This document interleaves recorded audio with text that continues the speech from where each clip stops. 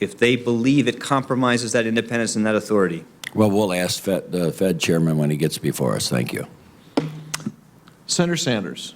Thank you, Mr. Chairman, and Mr. Secretary, thank you very much for being here. I know we all look forward to working with you to address this horrendous crisis.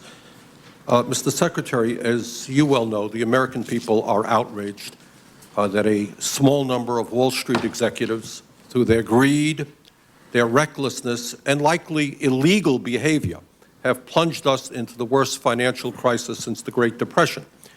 We all know that millions of Americans have lost their jobs, their savings, their homes, their pensions, their health insurance, while the CEOs of the largest financial institutions in this country that caused this crisis are still holding on to their jobs. Millions of Americans lost their jobs.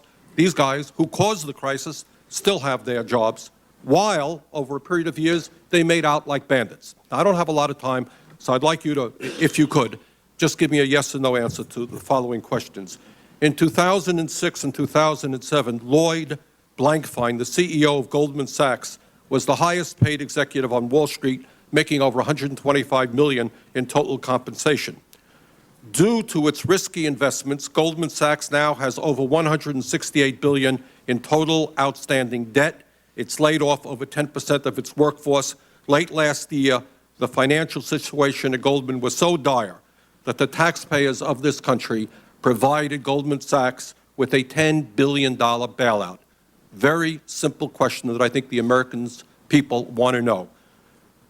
Yes or no, should Mr. Blankfein be fired from his job and new leadership be brought in? Senator, that's a judgment his board of directors have to make. I want to say one thing which is very important.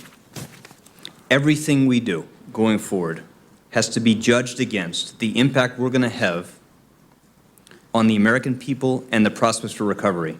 And every dollar we spend has to be measured against the benefits we bring in terms of— Mr. Secretary, you're not answering my question. You have a person who made hundreds of millions for himself as he led his institution and helped cause a great financial crisis. We have put, as taxpayers, $10 billion to bail him out, and we have no say about whether or not he should stay on the job? No, I didn't say that. I think there will be circumstances, as there have been already, where the government intervention will have to come with very tough conditions, including changes in management and leadership of institutions. And where we believe that makes sense, we will do that. I just asked you, do you believe that is the case with Goldman Sachs? In this case, I'm not going to change my answer, but I want to just say one thing. I feel deeply offended by the judgments you've seen these boards of directors make. I think they've made our task much harder going forward. But we are not going to fire the leadership, and we're going to keep these same guys who caused this crisis in power and who made huge sums of money. Where we think that is the most effective strategy for our country, we will do that. All right. I have a strong disagreement. I think the American people, if they're going to pour hundreds of billions of dollars into these institutions, want a new slate of leadership so that we can work with them to move us in a new direction. Second question. Mr.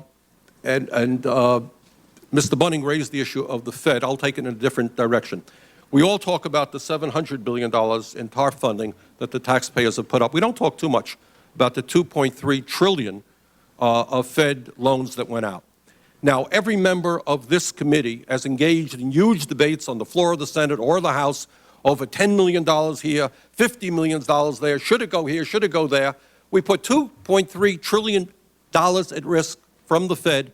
I have no idea, nor I believe, does anybody else here know where one nickel of that money went, who got it, what the terms are, what's being repaid. Will you make public, or work with Mr. Bernanke to make public so that all of us will know who received this $2.3 trillion? Chairman Bernanke testified publicly yesterday that he's going to bring a new level of disclosure and transparency to the actions of the Fed. He believes in that. I think it's important to do. Happy to work with him on how best to do that. Happy to come testify with him together to try to make sure that on all these programs, we're providing a level of transparency. You didn't answer the question. Will $2.3 trillion went out? Now, how do I get some of it? How do the people in Vermont get online to get some of the money? They're all very curious.